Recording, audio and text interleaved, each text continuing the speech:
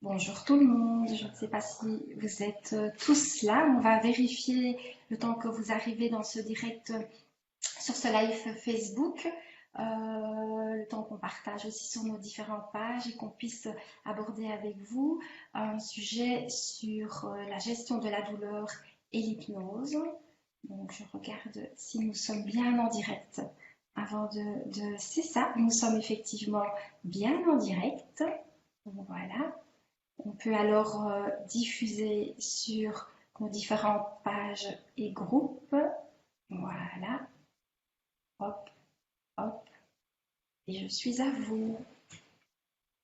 J'espère que vous allez bien, que vous vivez ce confinement le mieux possible, que vous respectez bien ces consignes de sécurité, ces distances sociales qui nous sont demandées. Et on avait aujourd'hui envie d'intervenir en direct sur la page du Centre médical de Lierne pour vous parler un petit peu de ce que l'on fait et de comment on peut échanger avec vous au travers de nos pratiques. Avant de commencer, on va vous présenter le Centre médical de Lierne où nous travaillons tous les deux. Le Centre médical, c'est un centre pluridisciplinaire regroupant de la médecine générale, de la chirurgie, une gynécologue et un laboratoire d'analyse. Le centre propose également un service paramédical comprenant des kinésithérapeutes, des psychologues, une pédicure, une diététicienne et une sage-femme, mais également une sexologue hypnothérapeute ainsi qu'une diététicienne nutrithérapeute formée à l'hypnose. Le pôle hypnose qu'on vous présente aujourd'hui, c'est un pôle regroupant des praticiens hypnothérapeutes certifiés qui vous prendront en charge pour une approche spécifique en fonction de leur domaine de prédilection, donc en fonction de ce qu'ils font. Michel et moi-même faisons partie de ce pôle du centre médical de Lierne, avec également Amélie Vizini qui est hypnonutrie, que vous aurez l'occasion de voir certainement dans des lives qui vont arriver. Je me présente, Graziella Ciuto, hypnothérapeute et sexologue. Je donne la parole à Michel. Est-ce que tu peux te présenter, Michel? Bonjour. Enchanté, bonjour, Michel, voilà, Michel Willems. Donc moi je suis hypnorééducateur, donc en fait c'est un mix entre mes deux métiers. Je suis d'abord kiné à la base et hypnothérapeute. Et en fait je mixe les deux pour pouvoir avoir une approche globale du patient, soigner et le corps et l'esprit. Voilà, alors aujourd'hui on va parler d'hypnose. Et est-ce que, Graziella, tu peux nous expliquer brièvement quels sont les champs d'application de l'hypnose et qu'est-ce que c'est concrètement? Oui, on fait tous de l'hypnose plusieurs fois par jour sans s'en rendre compte. Donc, c'est chacun a pu faire l'expérience, par exemple, quand on lit un livre et qu'on est absorbé dans ses pensées, quand on s'évade dans son livre, quand on est captivé par nos pensées, un peu comme si on était hors du temps et qu'on contemplait, par exemple, les vagues, le va-et-vient des vagues sur la plage. Bref, on fait tous cette expérience d'un état de conscience modifié qui est donc différent d'un état de veille habituel, c'est important de le rappeler. Donc on ne dort pas pendant une séance d'hypnose, on ne se réveille pas d'une séance d'hypnose, on reste conscient du début à la fin. L'hypnose, c'est une technique de communication et d'influence. L'état hypnotique est précisément un état de conscience, donc on est bien conscient de tout ce qui se passe, où les choses sont juste simplement perçues de manière différente. Scientifiquement, on peut maintenant affirmer que l'état hypnotique est une réalité. En salle d'opération, on opère sous hypnose depuis plus de 20 ans, le plus souvent la glande thyroïde. Donc on ouvre la gorge du patient, le chirurgien ouvre la gorge du patient sans que le patient ne ressente la douleur. Donc c'est se mettre en tout cas dans un état d'hypnose ou faire l'expérience de l'hypnose avec un praticien, c'est reproduire intentionnellement un état de conscience où on a un objectif qui varie selon ce qu'on peut faire. C'est ce qu'on va expliquer. Toi en kiné avec la gestion de la douleur, moi avec la gestion du stress, par exemple, ou de la détente, un soin, une évolution personnelle, de la gestion des dépendances. Donc l'état hypnotique, c'est un état, c'est un état où on reproduit, c'est un état qu'on produit tous naturellement, spontanément. Tout le monde peut donc y avoir accès, mais pas forcément de la même façon. Et certains vont prendre un peu plus de temps pour y avoir accès que d'autres, mais on rentre tous dans cet état hypnotique. Si la plupart des personnes répondent à des suggestions qu'on appelle directes, d'autres auront besoin simplement d'une autre approche un peu plus indirecte.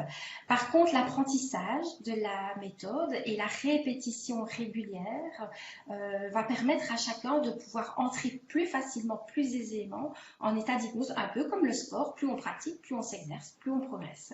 Donc le champ de l'hypnose aujourd'hui, de celui qu'on a décidé de vous parler, c'était le champ des applications dans la santé, au niveau de la médecine de la douleur et de la gestion du trouble de l'anxiété, du stress à la phobie, en passant par les troubles de l'affirmation de soi ou des états de panique que l'on peut ressentir et que certainement beaucoup d'entre nous ressentent aujourd'hui avec ce confinement.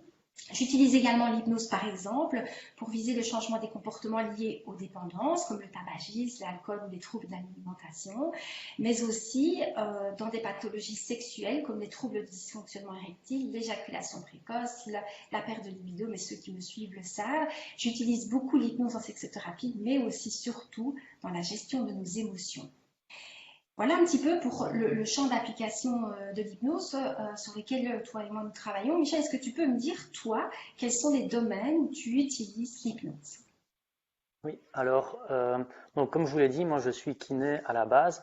Donc en fait, les premiers champs dans lesquels j'utilise l'hypnose, c'est d'abord pour la récupération de force musculaire des personnes, par exemple, qui ont eu un AVC. J'utilise également pour la récupération de sensibilité tactile, pareil pour des gens qui ont un AVC ou des prises médicamenteuses pendant une chimio qui détruisent les nerfs. On peut avoir une perte de sensibilité ou des différences de sensibilité. Ce sont des champs d'application que j'ai régulièrement. Et puis alors, je l'utilise également pour pratiquer.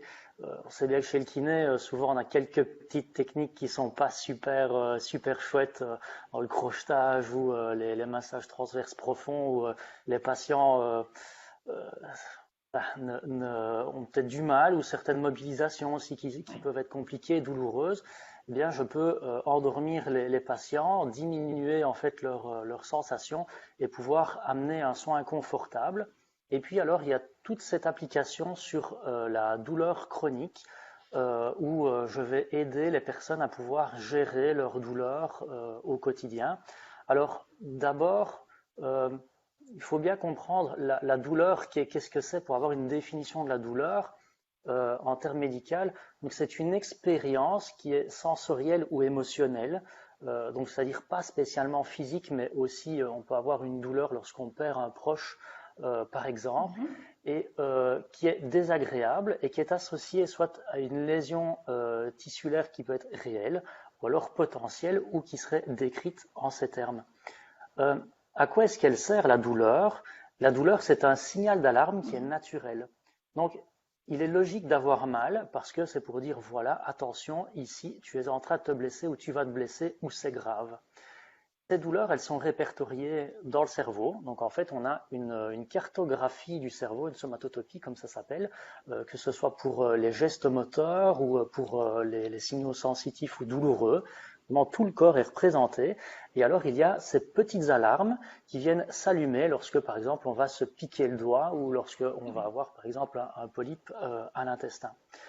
Alors, il faut savoir que le cerveau, c'est donc la partie qui gère la douleur, parce que quand on a mal, c'est principalement dans le cerveau qui passe par les nerfs, et le cerveau et le système nerveux, ça représente 20% de notre consommation en énergie et en oxygène par jour, de tout ce qu'on peut consommer.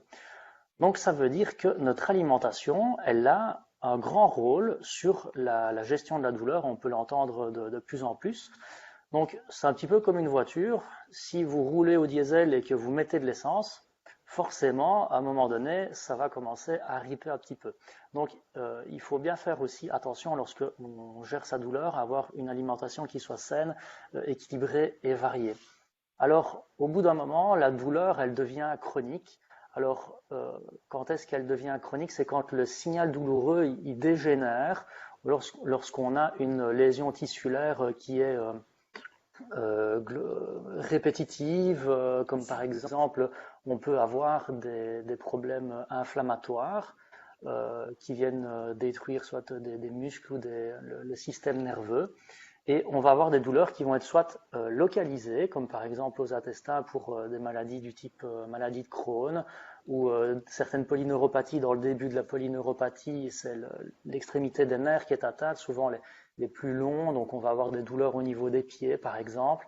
Et puis on peut avoir des douleurs qui soient plus globales dans le corps, comme par exemple pour des fibromyalgies, on en entend beaucoup parler, ou des polyarthrites. Voilà. Alors, il y a plusieurs caractéristiques dans les douleurs. Ceux qui ont l'habitude d'expliquer un petit peu leurs douleurs, ils peuvent voir avec les autres personnes qu'on n'a pas toujours le même mal, on n'a pas toujours les mêmes mots, hein. Il y en a qui sont différents. On peut avoir des douleurs qui sont plutôt pulsatiles, lancinantes, et puis alors on peut avoir des douleurs plutôt de type neuropathique, comme on dit, donc qui vont être plutôt des types de déchirures, de picotements, de fourmillements à différentes intensités. Des sensations électrisantes. Et alors, au fil du temps, en fait, les zones du cerveau qui sont tout le temps allumées, un petit peu comme le docteur Maboul, le signal, il va se détériorer, il va s'hyperactiver, en fait. Et pour un même stimulus, pour une même petite piqûre, par exemple, qu'on va avoir, le signal, l'impression douloureuse va augmenter. Et alors, l'intérêt de l'hypnose et la gestion de la douleur, ça va être, par le biais de l'hypnose, d'aller éteindre et d'aller diminuer de plus en plus cette zone qui est hyperactivée. Et ça, ce sont des choses qui ont été étudiées depuis maintenant plus de 20 ans. Je crois que ça date des années 80 où on a commencé à faire ces premières investigations-là, surtout le docteur Fémonville qu'on connaît assez bien ici à Liège, le docteur Rainville aussi au Canada, qui ont été montrés dans plusieurs études que l'activité du cerveau sur ces zones douloureuses diminue, elle est réduite lorsqu'on est en état de transe hypnotique. Et c'est pour ça qu'on va aller utiliser en fait ces techniques-là. D'accord, bien, parfait ça. Et tu peux peut-être nous dire quels sont les bénéfices que tes patients ressentent en fait en venant chez toi en soins quand tu utilises l'hypnose? Oui, alors en fait, donc au fur et à mesure des séances, les personnes ils vont déjà ressentir des améliorations au niveau de la qualité de vie, donc c'est-à-dire pouvoir recommencer à faire des petites choses de la vie, cuisiner, faire le ménage, jardiner, être moins vite fatigué, ça c'est une chose, et puis pouvoir recommencer à refaire de l'activité physique. Être moins irritable aussi parce que quand on a mal souvent on devient un petit peu crispé, un peu tordu et c'est pas toujours évident à vivre dans un contexte familial. Et comment se déroule en fait une séance chez toi? Donc en fait il y a plusieurs types de séances. Là par exemple pour les séances de groupe que je fais pour l'apprentissage de l'auto-hypnose, il y a d'abord un bilan qui est fait singulièrement avec chacune des personnes pour avoir une certaine euh, approche particulière de la personne sans que les autres voilà, soient au courant. Ça ne regarde personne d'autre que le thérapeute et le patient sur les problèmes, les tenants aboutissants et les envies personnelles de chacun. Et puis alors, pendant 6 séances, je leur apprends à s'auto-hypnotiser en fonction des moments de la journée, en fonction des ressentis de chacun, parce qu'il y a certaines techniques qui vont être plus abordables à certains moments de la journée que d'autres. Et alors la personne va pouvoir gérer elle-même ses douleurs au fur et à mesure des jours, des mois qui vont venir. En général, même déjà la troisième séance, quand les gens sont bien impliqués, en général quand ils viennent, ils sont déjà bien impliqués, il y a tout un raisonnement qui a été fait, ils voient déjà une amélioration sur leur qualité de vie déjà à la deux, troisième séance, enfin troisième séance. Génial ça. Et comment on peut utiliser alors ces exercices? Comment on les met en pratique? Alors on peut les utiliser presque partout. Presque pourquoi? Parce que si on est au volant et qu'on commence à avoir des douleurs, voilà, c'est pas du tout le moment de se mettre en état de transe hypnotique. Mieux vaut être vigilant, mais voilà, quand on est dans un endroit qui est sécurisé, sécurisant, il y a tous les moments sont possibles pour pouvoir d'abord, lorsqu'on est en état de crise, pouvoir s'isoler un petit peu, peut-être dans un coin de la maison, seul d'abord pour pouvoir euh, commencer à, comme tu as dit tout à l'heure, hein, c'est un exercice, plus on le fait, plus on le pratique et plus ça va vite. Euh, Pouvoir déjà gérer les crises, ça c'est une des premières choses. Et puis les crises, au fur et à mesure qu'on connaît un petit peu sa maladie, son problème, on sait quand elles arrivent. Et il y a des petites choses qui sont des petits prémices de tiens, je vais avoir des douleurs qui vont être très fortes. Et à ce moment-là, on va pouvoir se mettre une petite routine de dire tiens, je sens le signal arriver, je vais pouvoir faire ma petite séance d'auto-hypnose. Et au fur et à mesure, en fait, il va y avoir une routine qui va s'installer. Les signaux dans le cerveau, comme je parlais tout à l'heure, vont diminuer leur activité. Et alors, on aura peut-être toujours les douleurs, hein. La douleur est un signal d'alarme qui est naturel, mais elles vont être apaisées, elles vont être beaucoup plus supportables, elles vont permettre de récupérer une vie qui soit le plus normale possible. Et ça, c'est vraiment quelque chose qui est important dans la vie de tout un chacun. En fait, hein. Récupérer l'autonomie. Ouais. Ok, merci. Voilà. Et toi, Graziella, je sais bien que tu utilises beaucoup pour le stress. Comment est-ce que tu pratiques comme ça pour la gestion du stress avec l'hypnose? Peut-être d'abord expliquer que le stress, tout comme la douleur, en fait, hein, quand je t'entendais tout à l'heure, le stress, c'est une réaction naturelle du corps, hein, qui est perçue comme une menace ou comme un bien-être, parce que je dis souvent à nos patients, le fait de savoir que je vais déménager, je vais changer de maison et que j'en avais envie, ça va quand même générer du stress, même si c'est une situation qui est assez positive au départ. Donc le stress, il réagit en déclenchant un afflux d'adrénaline, il accélère le rythme cardiaque, il y a des poussées de transpiration, parfois on peut avoir l'estomac ou la gorge qui se serre, il y a plein de symptômes qui caractérisent en tout cas le stress. Donc le stress, tout comme pour la douleur, c'est un signal d'alarme. Et le problème, c'est que parfois, ce signal d'alarme ne s'arrête pas en fait, il est déclenché, et même si le stress n'a plus lieu d'être, l'élément déclencheur n'est plus présent, le stress reste, il s'installe, même si je disais effectivement l'élément qui le déclenche n'est plus là. Et c'est là qu'intervient alors l'hypnose, car grâce à l'hypnose, on arrive vraiment à déconnecter les pensées conscientes, on accède à une partie de l'inconscient au niveau du cerveau, un peu comme on le fait avec la gestion de la douleur, qui définit chez toi l'intensité de la douleur, chez nous qui vont définir en tout cas la perception de la situation stressante. Donc la séance consiste à trouver des bons mots pour reprogrammer le cerveau, puisque l'hypnose c'est une technique de communication, hein, donc ce sont des bons mots qui vont permettre d'aller gérer à la source du stress dans notre inconscient et de donner une perception plus positive au niveau de nos émotions par exemple, tout en restant sur ce que le patient a envie de faire de ce stress, hein. On ne va pas enlever tout le stress des patients, il y a du stress qui est bon, on y reviendra certainement à un moment donné, mais c'est dans l'anamnèse, dans l'échange avec le patient qu'on va redéfinir ce qu'il veut faire de ce stress et pas l'hypnothérapeute qui décide de ce qu'on va réellement en faire. Voilà. Donc, Graziella, tu étais en train de nous parler, avant qu'on soit coupé, des outils que tu utilises en fait pour la gestion du stress. Est-ce que tu peux nous les répéter? Parce que je pense qu'on n'a pas tout compris et tout entendu, oui, s'il te plaît. On est bien en direct, tu me confirmes qu'on est... Oui, je vous vois en direct. Voilà, ok. Alors, les outils, je disais, je reprends. Pour la gestion du stress, j'utilise, comme toi, l'auto-hypnose. Donc, on apprend au patient à s'auto-hypnotiser tout seul pour qu'il puisse gérer au quotidien son stress sur base d'un fichier audio qu'on enregistre dans la séance, de la séance. Et puis, le patient, sans ce fichier, arrive tout seul à se mettre en auto-hypnose. Et je disais que c'était des exercices que je faisais même avec les enfants. Ils ont généralement 7-8 ans, les premiers qui arrivent chez moi. Et les enfants font très, très bien l'hypnose. Je donne également aussi des exercices de cohérence cardiaque que je propose aux patients en téléchargeant l'application Respire Relax Plus, qui est une application gratuite et qui marche vraiment bien. Je donnerai le lien tout à l'heure. J'apprends également aux patients à respirer dans la pleine conscience au travers de différents exercices de respiration. Et la respiration, donc la pleine conscience et l'outil de l'hypnose mis ensemble, de l'auto-hypnose mis ensemble, c'est vraiment juste magnifique. Et tout comme toi, tu le disais tout à l'heure, je regarde aussi ce que le patient mange. Donc, c'est-à-dire qu'on va regarder son alimentation, puisque notre alimentation a un impact sur notre stress, tout comme sur la douleur. Et là, généralement, c'est notre collègue Amélie Vizini, qui est hypnonutrithérapeute, qui guide le patient au travers de son alimentation. Et un dernier point non négligeable, c'est celui de la qualité du sommeil du patient. Si le patient ne dort pas bien, il ne va pas pouvoir gérer son stress tout comme sa douleur. Donc on va restaurer une qualité du sommeil avec l'hypnose aussi. C'est comme ça que je le pratique aussi. Donc ce sont vraiment les différents outils que j'utilise pour la gestion du stress avec l'hypnose.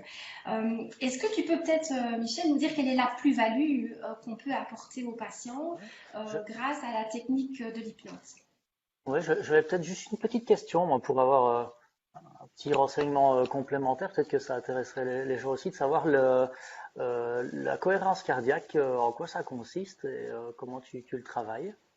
Donc la cohérence cardiaque, je demande aux patients d'aller sur YouTube, de prendre une petite application. Il y a différents exercices de cohérence cardiaque. Moi, j'utilise la cohérence cardiaque Rosas, qui est une spirale qui se rapproche le plus d'une spirale hypnotique. Et j'apprends au cabinet, dans la séance, avec le patient sur son téléphone, à utiliser la cohérence cardiaque, à suivre simplement la respiration qui se fait en différents comptages.